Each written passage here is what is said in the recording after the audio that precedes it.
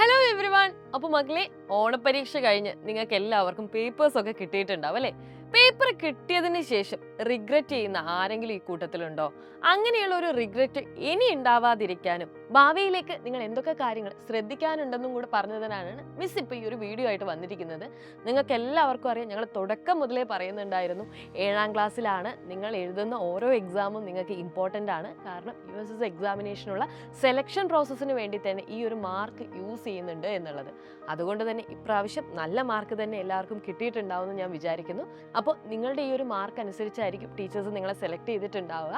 മാത്രമല്ല, നല്ലപോലെ മാർക്ക് നേടിയവരാണെങ്കിലും അതേപോലെ തന്നെ ഈ ഒരു പ്രോസസ്സിൽ ഉൾപ്പെട്ടിരിക്കുന്ന ആളുകളാണെങ്കിലും ശ്രദ്ധിക്കാനുള്ള ഒരുപാട് കാര്യങ്ങൾ ഇനിയുണ്ട്.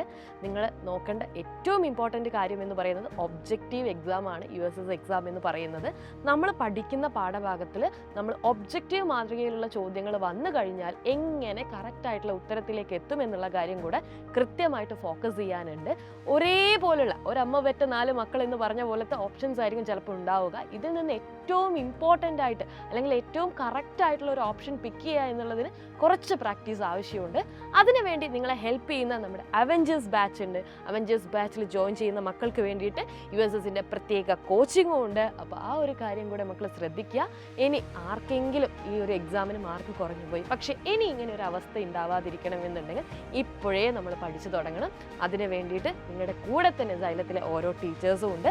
നമുക്ക് അവഞ്ചേഴ്സ് ബാച്ചിൽ അഡ്മിഷൻ എടുക്കാനുള്ള സമയമുണ്ട്. മാത്രമല്ല, അതിനുള്ള ഏറ്റവും നല്ലൊരു അവസരം കൂടിയാണ് ഇപ്പോൾ. ഓണത്തിൻ്റെ ഓഫർ ഇപ്പോഴും ഉണ്ട് നമുക്ക്. അപ്പോൾ 10% ഓഫോട് കൂടി നിങ്ങൾക്ക് എന്ത് ചെയ്യാൻ വേണ്ടി പറ്റും? നമ്മുടെ ബാച്ച് പർച്ചേസ് ചെയ്യാൻ വേണ്ടി പറ്റും. അതിനായിട്ട് നിങ്ങൾ ചെയ്യേണ്ട കാര്യം എന്ന് പറയുന്നത് താഴെ കാണുന്ന നമ്പറിൽ കോൺടാക്ട് ചെയ്യുക. അപ്പോൾ ചെറിയ തെറ്റുകൾ നമുക്കുണ്ടാവും. ആ തെറ്റുകൾ നമ്മൾ ആവർത്തിക്കുമ്പോഴാണ് അത് ഏറ്റവും വലിയ മിസ്റ്റേക്കായിട്ട് മാറുന്നത്. അപ്പോൾ ആദ്യത്തെ തെറ്റിൽ നിന്ന് നിങ്ങൾ എന്ത് ചെയ്യുക? നിങ്ങളുടെ പാഠം ഉൾക്കൊള്ളുക. വീണ്ടും നമുക്ക് പഠിച്ചു തുടങ്ങാം. ഏറ്റവും നന്നായിട്ട് തന്നെ ഇപ്രാവശ്യത്തെ USS സ്കോളർഷിപ്പ് നമ്മളിലേക്ക് തന്നെ എത്തട്ടെ. അതിനു വേണ്ടിയിട്ട് ഒരുമിച്ച് നമുക്ക് പഠിക്കാം. All the very best.